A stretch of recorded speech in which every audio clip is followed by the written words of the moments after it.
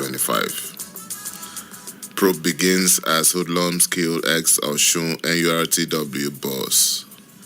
And on the sporting scene, yesterday it was late in Rabat, Morocco. A drama as Senegal beat Morocco to claim AFCON title. Very dramatic match. And Shetima in Switzerland for World Economic Forum. And Kebbi man arrested for allegedly killing wife. Also sad there.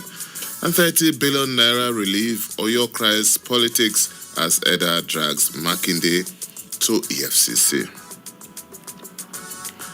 INC protest over Fubara's impeachment plot. That's the Ijaw National Council. And cash crunch. ATM withdrawals jump 198% to 36 trillion naira. APC rules out automatic tickets for defecting governors. And 2027, my re-election unstoppable, Oti tells Ojikalu. From one governor to another former governor.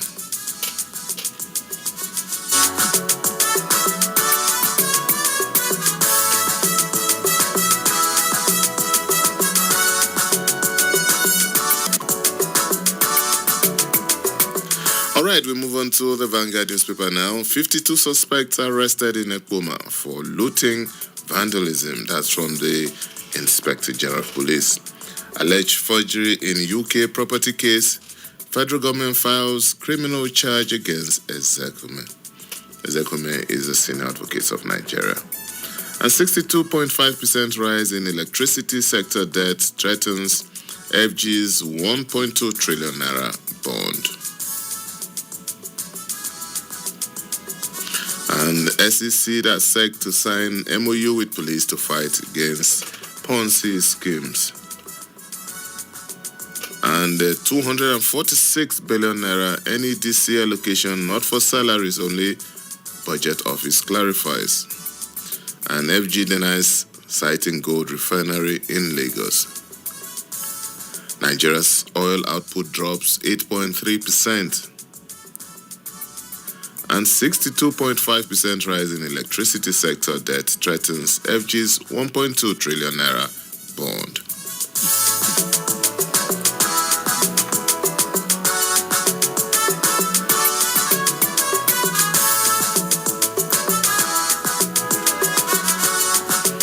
The Nation newspaper is next now. Recapitalization, 20 banks in race to escape CBN Ama. Electoral Act will be ready for 2027, says Akpabio's advisor Ubani. And Tinubu has ended Southeast Road's nightmare, says Umai. Umai is the Minister of Works.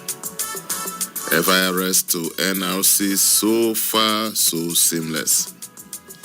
And 4.5 billion naira debt dispute, bank accuses firm of court process abuse.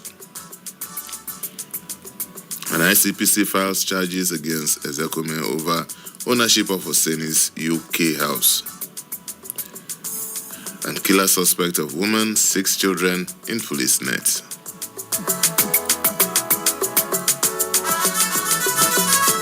Next is the Sun newspaper. IMF to workers, reskill or risk AI redundancy. And UK property fraud, ICPC files criminal charge against Ezekume. And traders, business owners now prefer cash to bank transfers.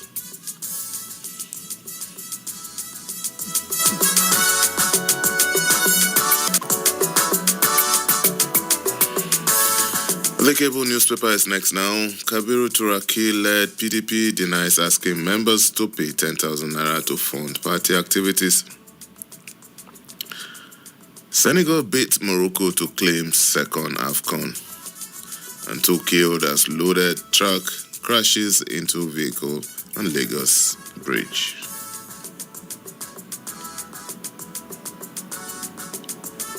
Investors traded 130 billion naira shares as stock market cap hits 106 trillion naira. Obey court order restraining impeachment process against Fubara. Rivers APC tells Chief Judge.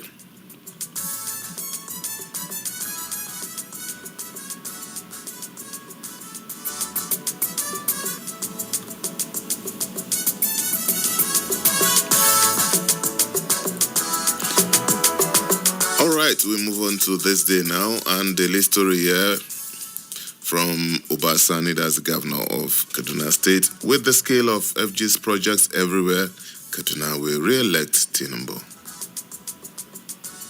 African ministers of mineral resources re-elect Alake as AMSG chair. An alleged $45 million bribe, Banire demands retraction, threatens defamation suit. Pengerson suggests ways of resolving wage crisis.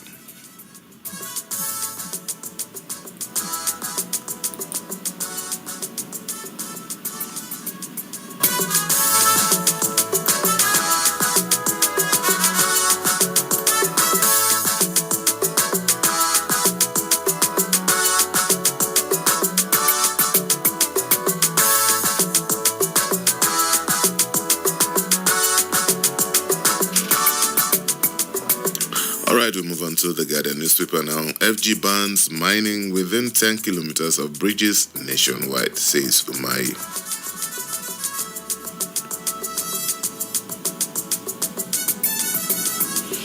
And rising financial services standards with consumer education. That's from the CBN.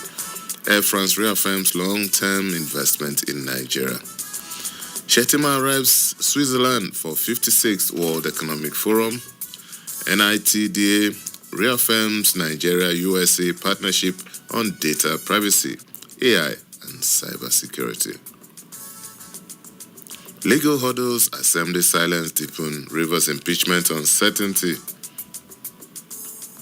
NAF kills over 40 insurgents, disrupt Boko Haram Borno attack. Obaseki family head to court over abduction, assault on Pedro. APC awaits Yusuf's defection, suspends e-registration in Kano. An UK property case, FG files criminal charge against Ezekome. Lagos monarch advocates investment in knowledge.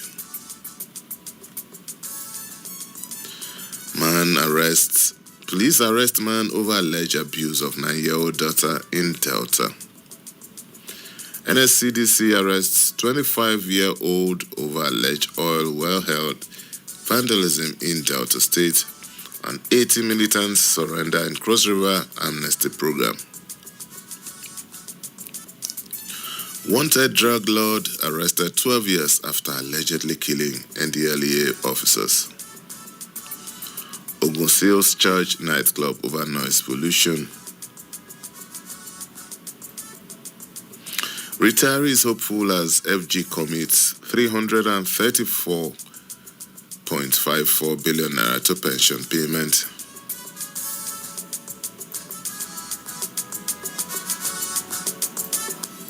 Why we increased sundry charges for 2025-2026 session? That's from the UNN, as the University of Nigeria, Nsukka. NEL Fund, an historic intervention for Nigerian students, Governor Aiyedatiwa. And still staying with the Guardian newspaper, AEDC restores power to FCT Water Board, imposes 2-week deadline for debt repayment.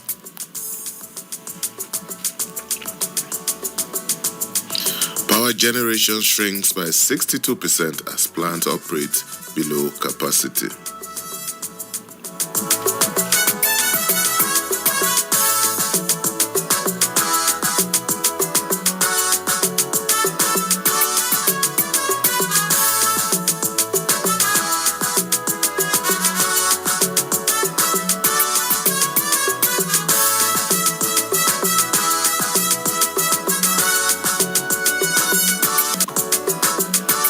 Right, we move on to New Telegraph now. Atiba Varsity VC founder to nursing inductees. Embrace innovation, compassion, integrity. And fire outbreak raises 50 shops in Sokoto's old market. And Senegal clinch AFCON 2025 title with dramatic 1-0 win over Morocco. Pedro Obaseki heads to court over alleged abduction and assault. Iran's supreme leader issues strong warning amidst threat from Trump. Anoyedele to deliver Ondo 50th anniversary lecture. And header drags Makinde to EFCC over 30 billion naira Ibadan Explosion Intervention Fund.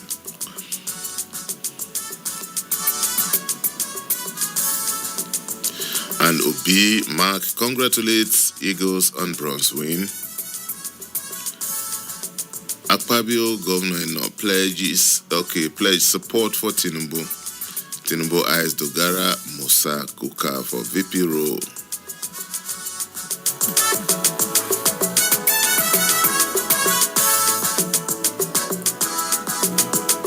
Alright, we move on to Daily Trust now. MDAs allocate billions for stationaries despite paperless operation.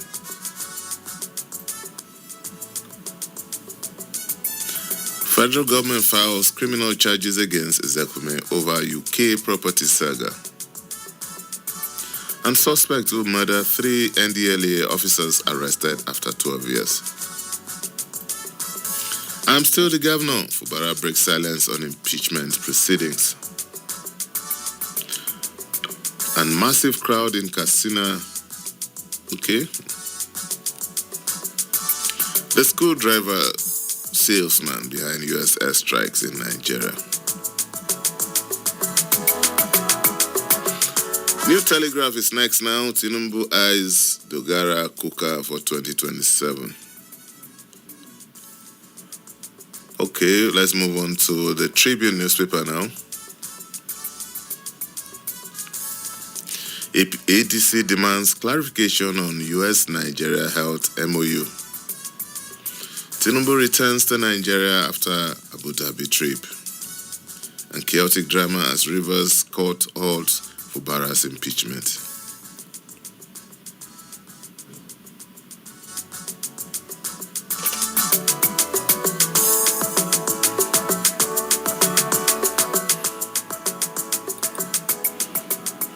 Alright, we move on to pen pushing now, penpushing.com. And this is the lead story. Suspected fraudsters Leo Penpushing, media founder with fake federal government ambassadorial appointment. And still staying with Penpushing, special effects artist James Akai dies in film set explosion. Sad story there. Amalgamation. Lord Lugard was a good soldier, but a bad administrator, says Alake of Egbaland. Still staying with pen pushing, Freelance Broadcasters Association appoints Ilaigba as chairman, Ogun State chapter. Unwanted drug kingpin arrested 12 years after killing 3 officers of Drug Law Enforcement Agency.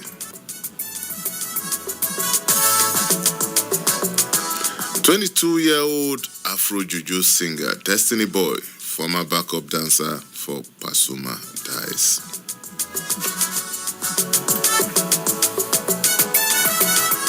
All right, we'll take a short break now. When we return, we will look at some of these stories in details. Still Super Citizen Newspaper Review, Citizen 93.7 FM, Abuja. Don't go away.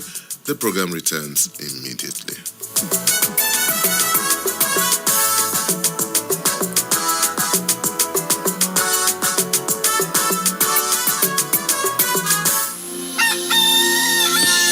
Wake up, Abuja.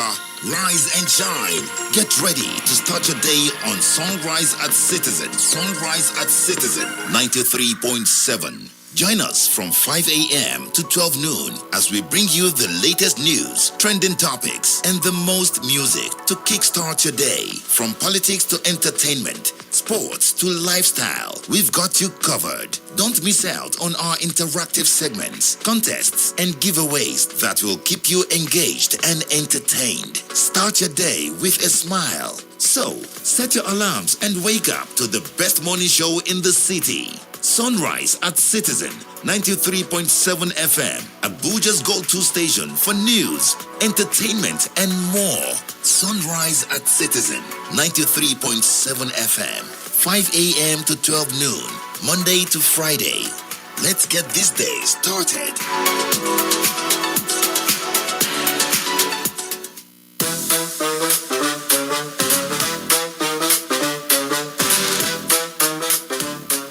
Citizen 93.7 FM Abuja invites you into a space where clarity meets curiosity, where Nigeria finally slows down long enough for us to understand what's really going on. Welcome to Situation Room, our freshly minted 1-hour deep dive into the nation's socio-political and economic heartbeat. Every week, we take one sector, just one, and break it down with analysis that's objective, insightful, and occasionally sprinkled with a smile. Join Lawrence Umoite for Situation Room on Citizen 93.7 FM Abuja every Saturday at 8 p.m. with a repeat on Sunday at 10 p.m. Situation Room, understanding Nigeria, one sector at a time.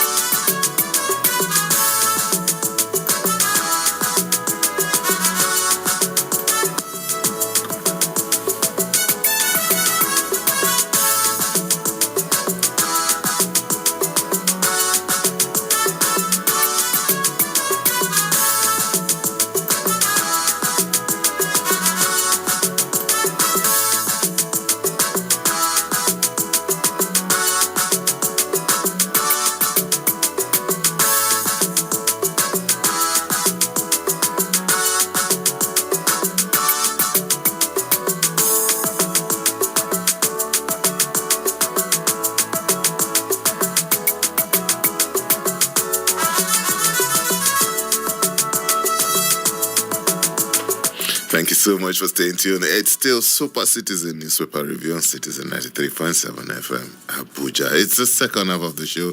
This is where we open the phone lines, and this is also where we bring in Mr. Salman Salami. Mr. Salami is already in the studio. Good morning, Mr. Salami. Very, very good morning to you, Lawrence.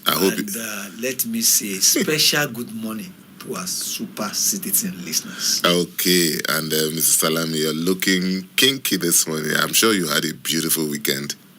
I did. Yes. Alhamdulillah. All right. Okay. All right. Mr. Salami is the Chief Operating Officer, Citizen 93.7 FM, Abuja. And together we will look at some of the stories in details. Meanwhile, the phone lines are open. You can join the conversation. Call us on 0903 2229797. That's 0903 2229797. You can also call us on 0818 2222205. That's 0818 2222205. All right, Mr. Salami, we start off with the Nation newspaper this morning. Recapitalization, banks in race to escape CBN hammer. Banks are revving up multi-layer strategies as the banking recapitalization draws close down to its final and most decisive phase. With barely 52 working days to the deadline for banks to meet new capital requirements, many are narrowing down their operations with more focus on snap private equity and a shift along the banking categorization line. Ahead of the March 31 deadline, the CBN, in its last update on the issue, confirmed that 16 banks have met their new capital requirement. He also indicated that 27 others were raising funds. The CBN Deputy Governor, Dr. Mohamed Abdullahi, said not less than 20 banks have met the new requirements. And Nigeria currently has 44 deposit-taking banks across various license categories. Sources said the Apex Banks was weighing the most visible and least impactful final exit plan for the round-off of the banking recapitalization. Mr. Salami, the last time we had something like this was during, I think, Governor Soludo's time as the CBN. It's another tough time, should I say, for the industry. No, not necessarily tough time. It's just being proactive and in the bid of the regulatory body to ensure that the safety of depositors' funds. And you don't forget that the NDIC too is there. All these are geared towards one thing: to have confidence in the banking sector. Because it thrives on trust. And the moment the trust is eroded, that is the end. And no government, what is sought, will allow depositors' fund to go down the drain. It's a good development. And I know that the bankers too, and the banks in Nigeria too, they know what to do. Either merger, acquisition, and what have you. But I must promise our listeners that we will bring an expert. Yeah, sometime. Exactly, Mr. Sami.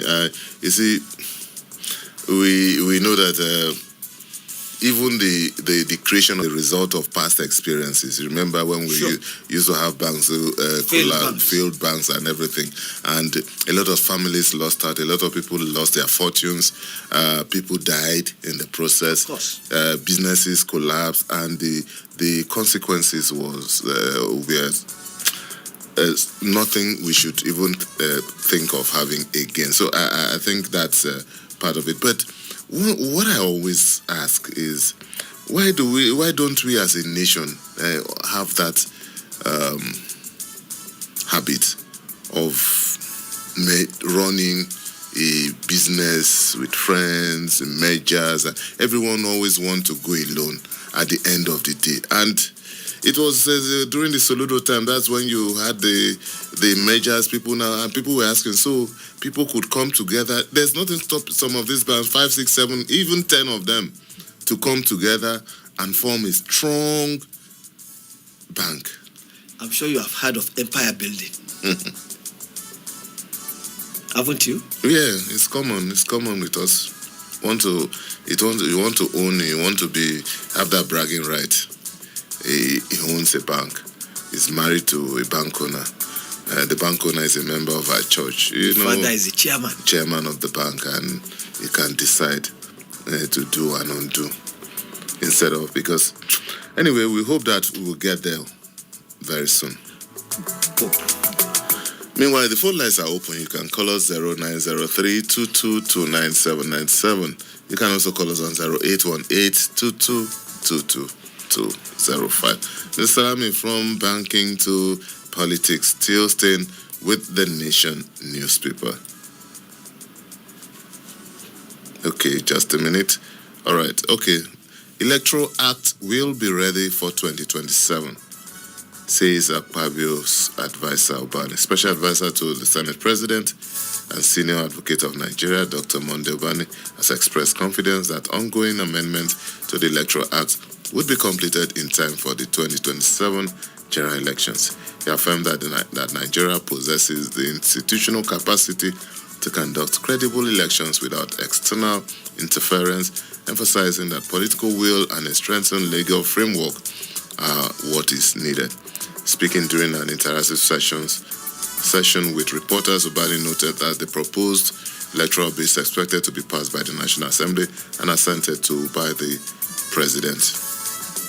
He stressed that early passage of the law is critical so that all electoral stakeholders clearly understand the rules guiding the process and well ahead of the polls. Mr. Salami, if early passage is critical, this is 2026 and we are still talking about the House will pass, the National Assembly will pass the bill. And it's early passage. You see, at times I keep quiet so that I don't appear as if I'm too critical. No, but that's your job. And, my people always blame the Yorubas for something. It's only the Yoruba man who will speak with you for 3 hours and will say that you don't talk much to somebody who is wise. And after 3 hours, yes, I think that's a formulabi. That is just the alpha of the thing that if it took you 3 hours to tell somebody half of the message, to deliver half of the message. After 3 hours, after speaking with you for 3 hours, I still need to give you the abridged version of it. Well, you see, we know that this is our job, and quite many of us who have been doing this job of minding other people's business for close to 4 decades. We know what is visible, what is plausible, what is not feasible, and outright balderdash. Let's leave it at that.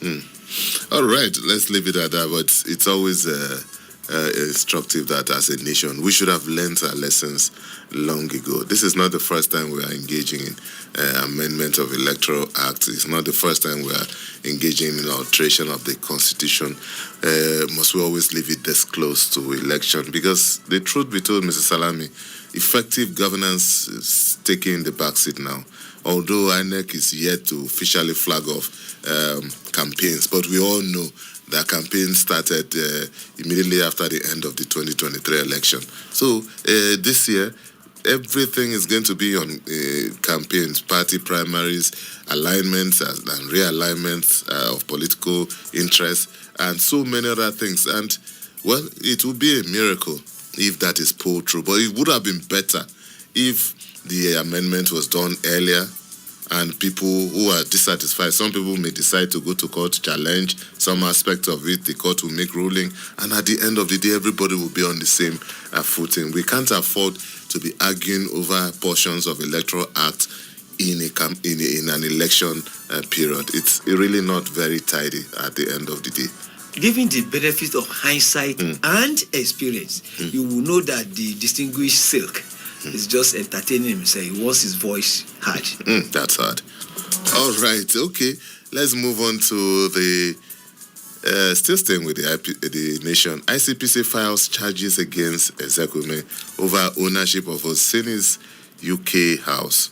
I remember Oseni was a former FCT minister, former that, high-ranking military officer before his demise. The Independent Corrupt Practices and Other Related Offences Commission has filed a 3-count charge against Senior Advocate of Nigeria, Chief Mike Ezekume, over his alleged use of fake passport to acquire the London property of a late former minister of the FCT, Lieutenant General Jerry Oseni. Oseni served as FCT minister between 83 and 98. Wow. During the administration of the late military head of state, General Sani Abacha, died on January 23, 2025. Before his death, the controversy broke out over attempts to take over his London property due to his alleged inability to pay legal fees for his failed 2019 governorship election, which he had challenged at the Election Petition Tribunal. Mr. Salami. Interesting times. Yeah. Let us wait and see. Yeah. Because we are interested in this. Because of the personnel involved. And we want to see whether, like Caesar's wife, they have been living above board. But caution is still the word. Exactly, especially as the case is just going to the court. And I'm sure that a lot will be unraveled during the course of the trial. And we are interested. And we are, okay. All right, let's quickly look at this story before we come back home. This is from the IMF. It's saying to workers across the world, reskill or risk AI redundancy. The International Monetary Fund has warned workers around the world that the future of work will no longer belong to certificate holders alone, but those who can adapt, reskill, and learn continuously as artificial intelligence and digital technologies rapidly transform global labor market. Mr. Salam, you know you're always fond of saying that the world is now technology-driven, skilled-driven, and this is just what the IMF is saying, and it relates people in the conventional work setting to every spheres of life, to students, to artists, to whatever you're doing. You need to key in. If not, in the next 10 years, you'll be considered an illiterate. Quite many of us are already. But the truth is this, adaptability. You see, the ability to foresee what will happen. Like I keep on saying that the world belongs to those who sees possibilities before they become realities. That is the way to go. By now, our universities should have envisioned what is happening now and redirect their curriculum to meet the modern day reality. Nobody is saying you should not study Latin if that's what you want to study. And I'm very sure that... Or European history.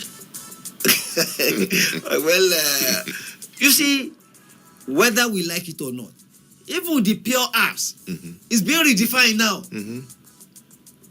I told you why I still intend to read law. So that I could face the judge and say, my Lord, but the era of standing in court and making submission is almost gone. Lawrence, you don't need to present your case. You don't need to be in court to present your case. It could be virtual. There are other ways of doing it. We are getting there. We are almost getting there. So what we are saying in essence is that times are changing.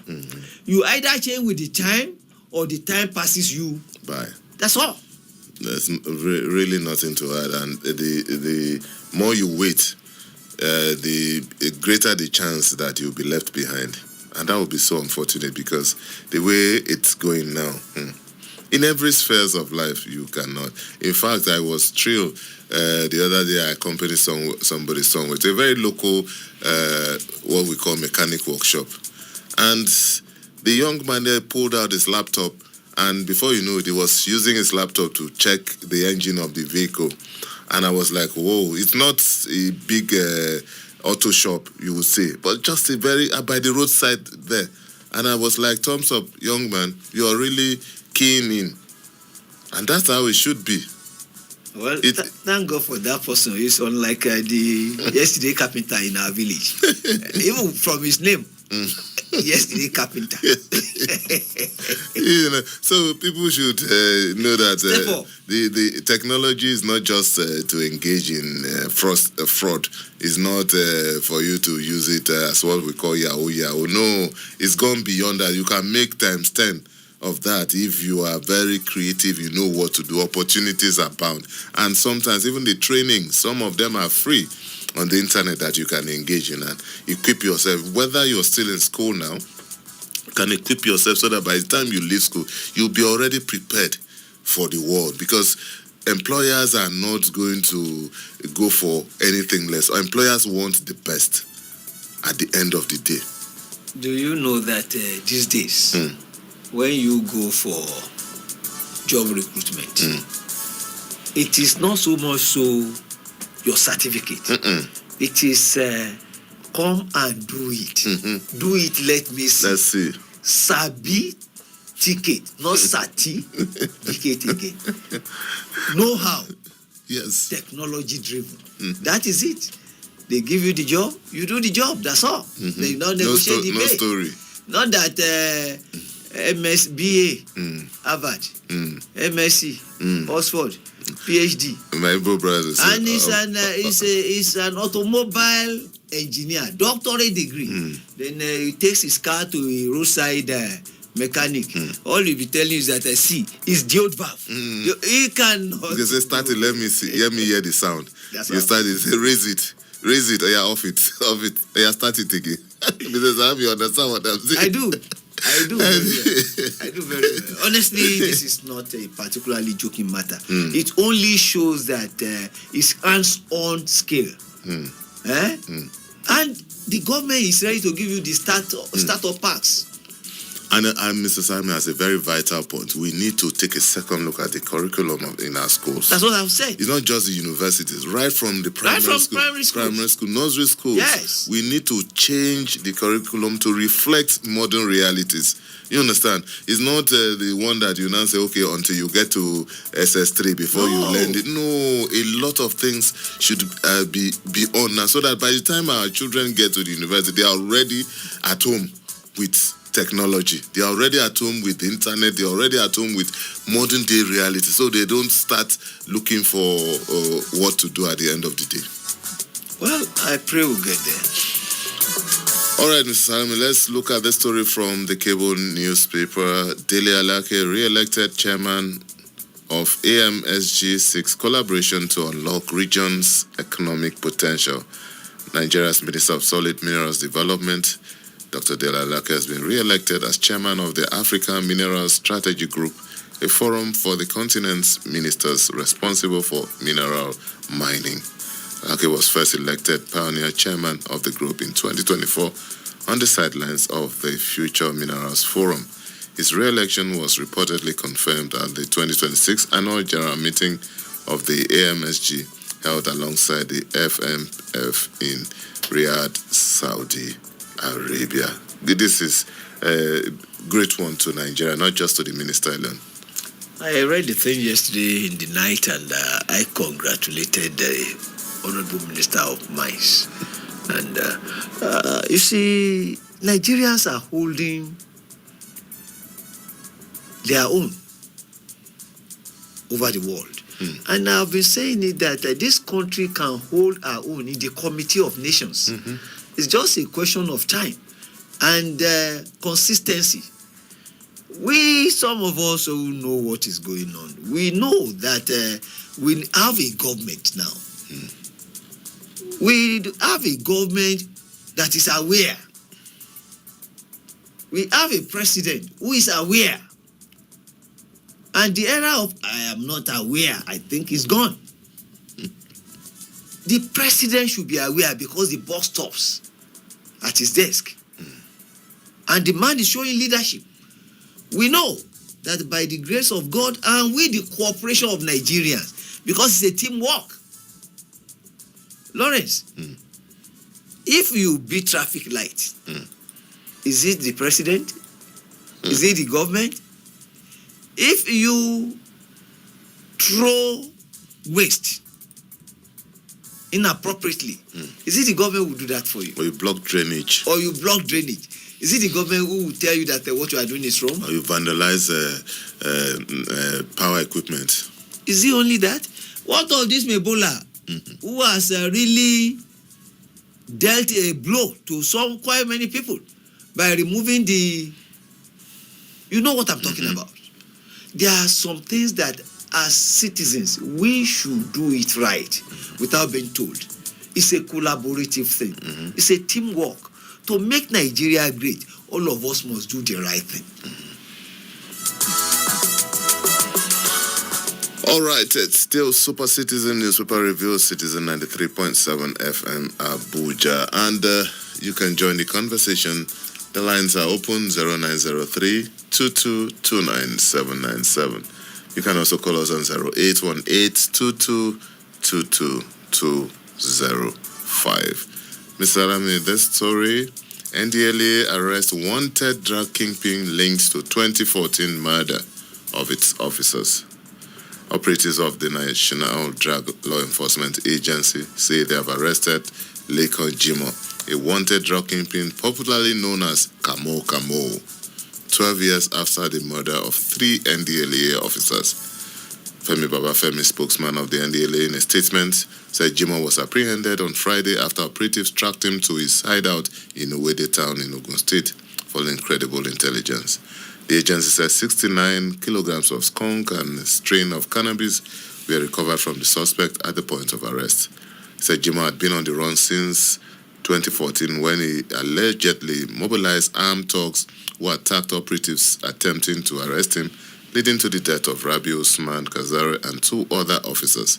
The agency said the suspect escaped during the 2014 incident but had remained a fugitive despite sustained effort to bring him to justice. Good development. And that is the power of leadership, consistency, and robust intelligence gathering. There is no time limit to crime. No. It's not time bar. When you commit crime, if you know that at the end of the day you'll be apprehended, you will think twice. Why criminals continue in their nefarious activity is because they know that the chances of being caught is slim. But with this, no matter you can run. You can't hide. And also, I think kudos to Nigerians who also assisted the agency in terms of information, because it would have been possible without the active support of citizens who provided credible intelligence that led, because this man was living in a place, no matter how remote it is, there were other people who are living there. If the people did not squeal, he would still be enjoying living like a king after his criminal act.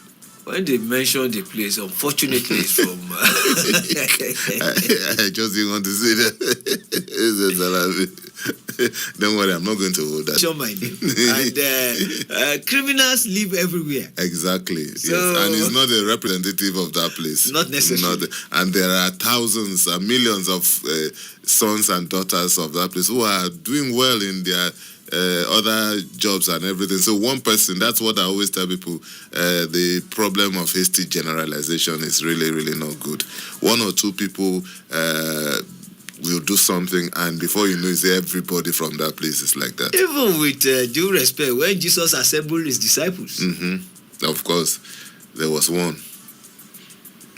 Okay, let's leave that. All right, to the Guardian we go now. Legal hurdles, assembly silence, deepen Rivers impeachment uncertainty.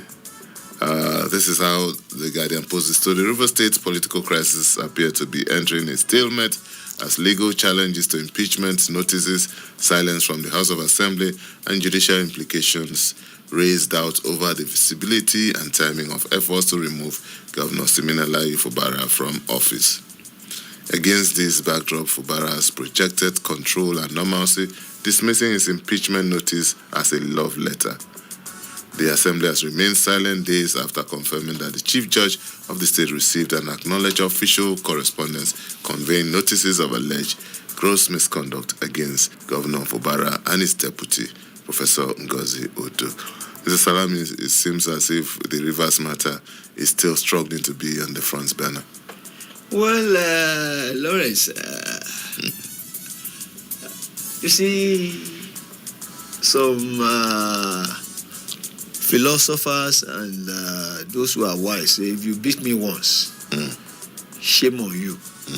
But you beat me twice, the shame is on me. I was ruminating over the development in Rivers State. And I told myself that if I were Fubara, I would not allow this thing to be pronounced.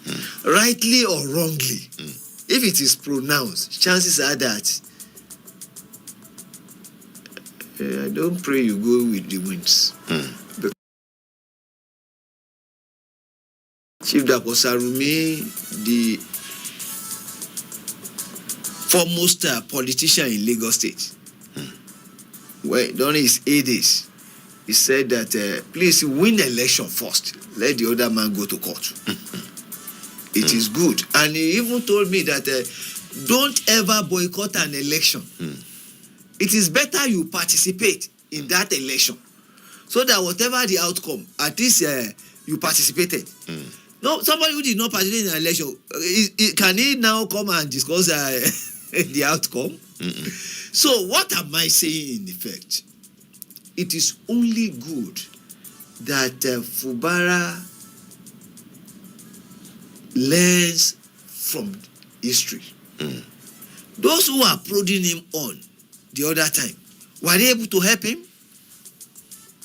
This time, I'm not looking at the merits of the... Or the merits. What I'm saying is this. Survivor is the first law. So what would you say he should do? Let him consult me professionally, and then I will tell him what to do. But definitely, there is something good he can do. All right, I'm sure that the people who are listening, one of them will have access to the governor of Rivers State. Mr. Salami is here. His services are not free. If your principal wants it, he knows what to do. All right, Mr. Salami, still talking about party politics. APC rolls out automatic tickets for defecting governors. Top leaders of the APC have rolled out the granting of automatic tickets to governors, including Akwa Ibom, Taraba, Rivers, Kano, and others. A member of the APC National Working Committee spoke on condition of anonymity, explained that defections from other political parties to APC does not guarantee an automatic ticket. Supporting this position, the APC Director of Public Publicity, Bala Ibrahim, described the ruling party as democratic and progressive, stressing that all members would be allowed to fully enjoy and exercise their rights. You see, there are two things. The first thing is, as media men, as journalists, when you read a story, the first question you ask is, what's your source? Yeah. When you begin to hear anonymous, credible sources, we know the kind of reliance you place on such information. That is one. Then two, you see, a governor of a state who has his eyes on the second term is as good as done deal. Barring, you know what I'm talking about? Yes. That is the truth. But if you have the people behind you, you will always get the ticket. If you know how to play your game, you always get the ticket. A governor has everything it takes to get the ticket, unless he's playing fubarization politics. You know what I'm talking about. If you know how to play the game, you are the person to beat. But if you don't play the game, you will lose the election, or even we may not even get the ticket. We have seen it before. It happened in Lagos State. It happened in other states. But the truth is this: that is the way politics is.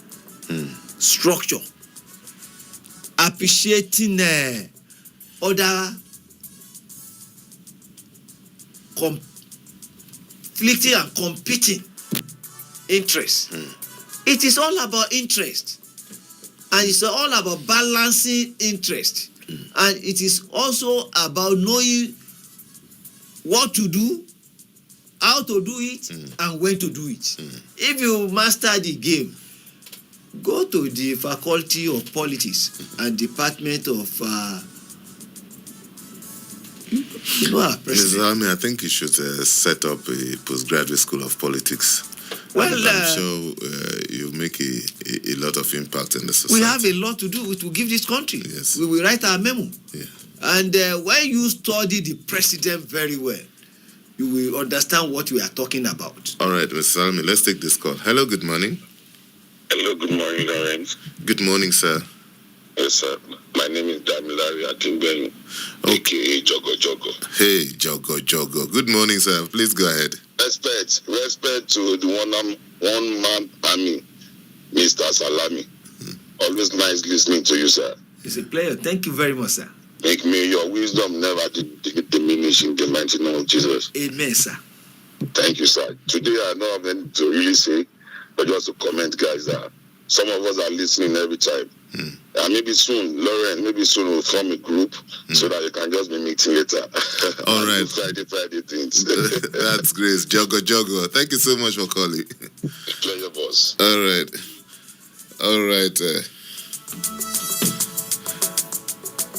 Yes, we can still take one or two calls before we go. 0903-2229-797 and 0818-2222-205. Salami, a fan there, hailing you for doing what you know how to do best, dishing out that information. Lawrence, without being modest, after 40-something years of reporting politics, and of course, I've been telling people that there is one association called NAPOC, National Association of Political Correspondents. These are people who covered politics in the 80s. But most of them are big boys now. In the 90s. Including you. I'm not a big boy yet, but we thank God. Most of them. But the likes of Emeka Nwosu, Amoboye, Benga Onoyiga, and so many others, they cover politics, and they are still, they have institutional memory, and they are there. They are national asset. Deba is in the US in Oklahoma. Maybe these guys should form the faculty in your school that you want to set up, the postgraduate school of politics. Well, we are not going to tell you that for now, but political correspondence, NAPOC. They honestly, you see, just like I've been telling you that we have a reservoir of people that the country could tap into. They have this knowledge. They are still alive. But they will not do it the way the former minister of FCC wanted me to do, something that this country will tap into your brain. I will not give you a kobo. Let's leave that. Let's not go into that. But sincerely speaking, I think this is not just because we are media men. I think our schools, especially our universities, should have this habit of reaching out to people who have been in the field, not just the media. Any field that you've been around for 20, 30 years, you will be an asset to any university. You can move in, and just impact knowledge. There are people who have been working in different sectors over the years. These people have a lot that even the professors in the university they don't have. So we should encourage that as a nation. Different fields, reach out to a lot of people, retired military men, retired civil servants, people who have what it takes to give you practical knowledge, not just textbook knowledge we are talking about now, practical knowledge. Lawrence, it's just that we need to be intentional about it. They are doing it, but we still need to be intentional. For example, Ebenezer Obey, to my knowledge, doesn't have a degree, but he's a professor. And well qualified. There are some lawyers who are signed.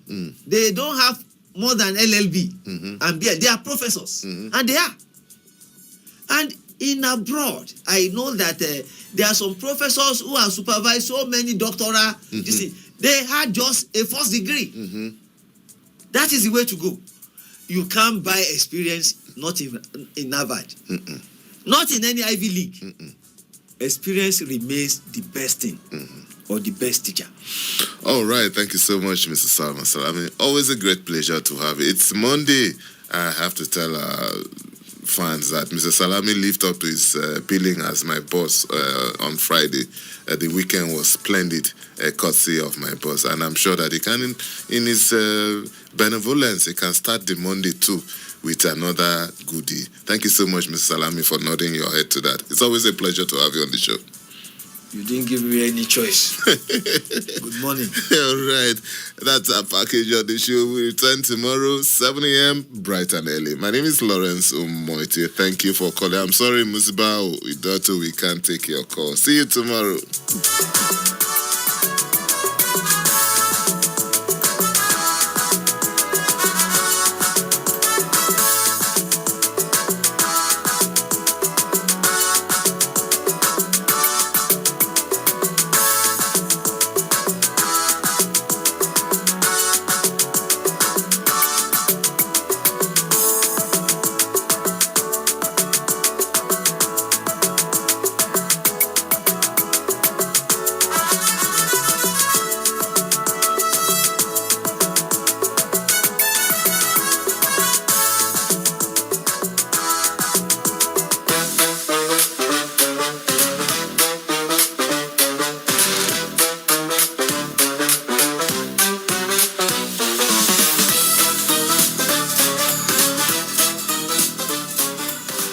This is Situation Room on Citizen 93.7 FM Abuja.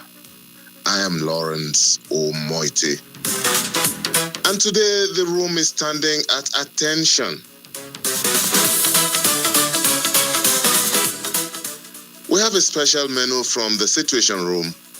It's called the Guardians of Unity. For the next 60 minutes, we will pause the noise, silence the arguments, and pay tribute to the officers and men of the Nigerian Armed Forces from 1960 to date. Their gallantry, their sacrifice, their stubborn, sometimes thankless commitment to keeping Nigeria one. Now, let's be honest. This is not the easiest chapter in their story.